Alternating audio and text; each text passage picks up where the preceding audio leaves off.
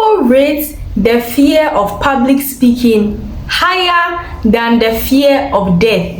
What does this mean? There are some people that are more afraid, or they are more afraid of public speaking or speaking in public rather than to die. So if you choose which one, they are more afraid of death or public speaking. They are more afraid of public speaking than even death. Why are a lot of people afraid of public speaking? There are two main reasons why people are afraid of public speaking. And the first reason is personality. There are some people who are naturally less comfortable in social environments. So no matter what you do, they will never like to say anything publicly. Then we also have uncertainty.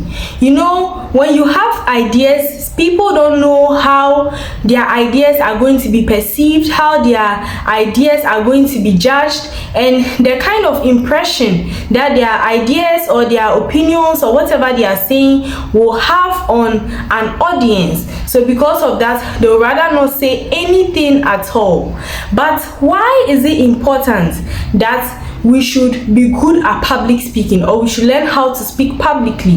The first thing is that you need to share ideas in life. You have so many ideas, you have so many opinions on certain things which may benefit society, which may make an impact on the lives of other people. So if you don't know how to speak publicly, sometimes it will be difficult for you to share your ideas, and you will just keep them to yourself. Then also, if you want a good job, great jobs, sometimes you will just be there in your job or in your workplace, and then you are supposed to make presentations, or even when you are going for interviews, even when you are in school, and then you are supposed to defend your project work, or you are supposed to have a presentation and all those things.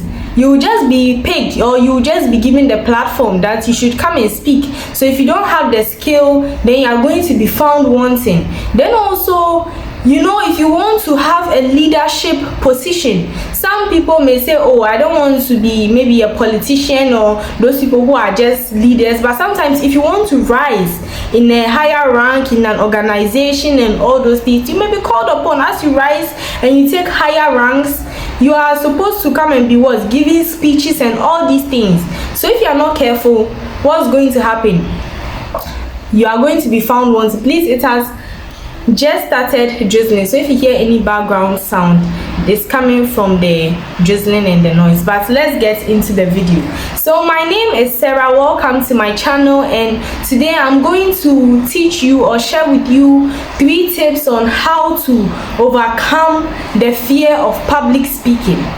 The first thing I'm going to talk about is that everyone wants you to succeed. That's the mindset that you should go with, that everyone wants you to succeed. Everyone is rooting for you. The people who are in the audience that are listening to you, those people are using their time to listen to you, to sit down and listen to you. So people who are listening to you, they are not hoping that you will not say anything or they will not benefit anything. They want you to succeed. It's just like you watching this video. You are not expecting that I should not make any sensible points and I should just leave you hanging. So what? You want me to succeed. You want me to say things that will actually benefit you. So that's how you see it. The people who are there, they want you to succeed.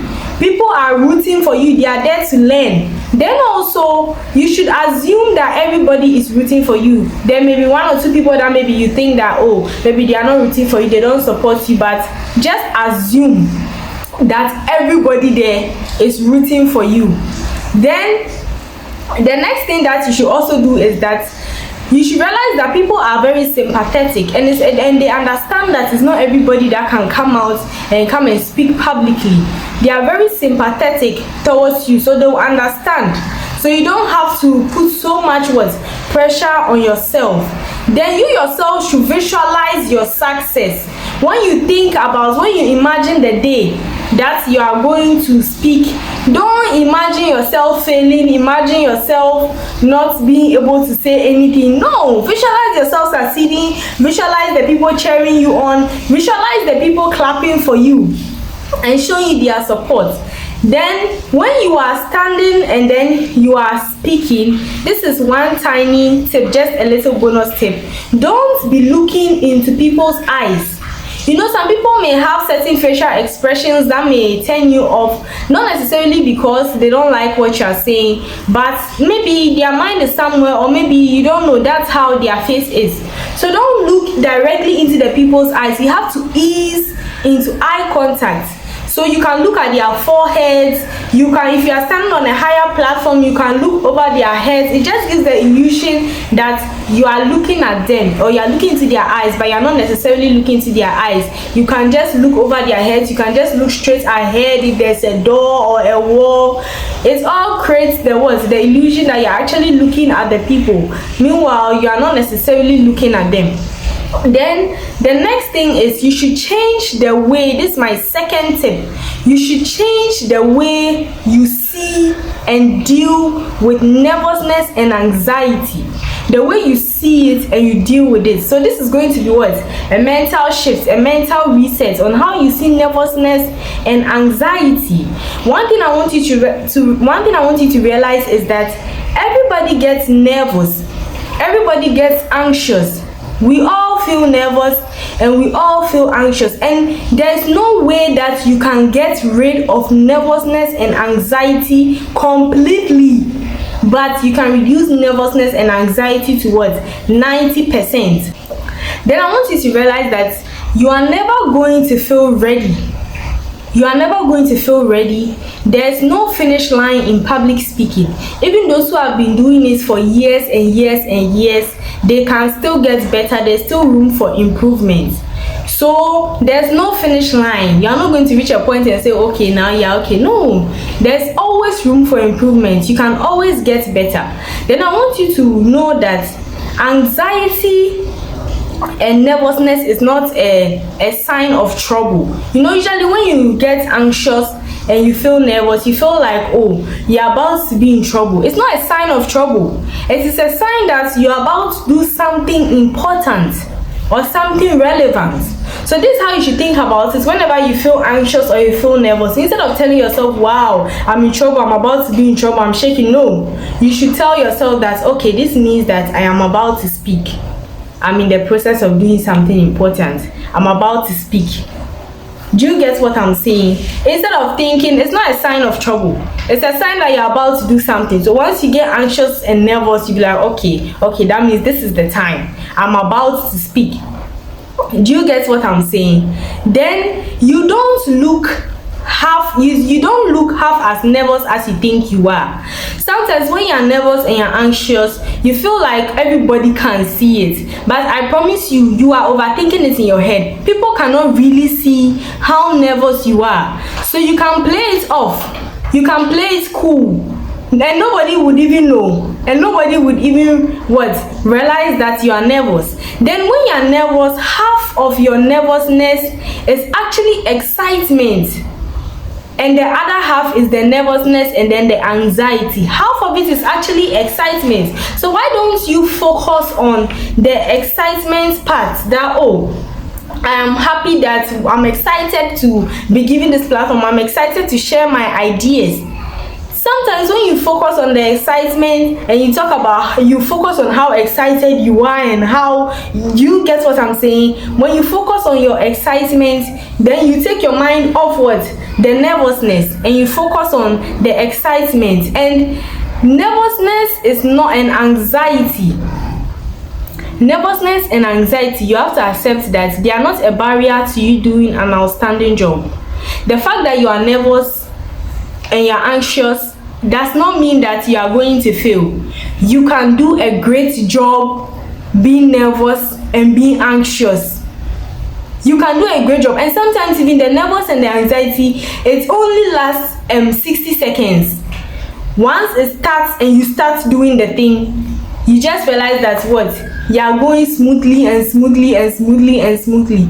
It's not going to be a hindrance. It's not going to prevent you from doing a great job.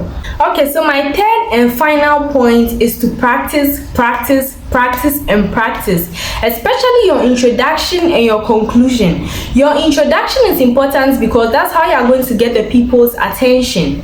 Then your conclusion is what you are going to leave them with. So they are supposed to be left to something that they can use to what? Remember you. That's all. You began on a good note and you ended on a good note. So work hard on your introduction and your conclusion, and practice, practice, practice. You should, if you are going to do a presentation or you are going to give a speech, make sure your materials are ready 2 days before the day for you to do the presentation, or for the day for you to do your public speaking.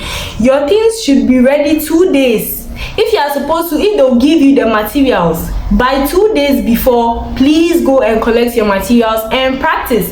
Because when you know what you are talking about, that is where the confidence comes from. The confidence comes from you knowing what you are talking about, understanding what you are talking about, and remembering how to explain what you are talking about.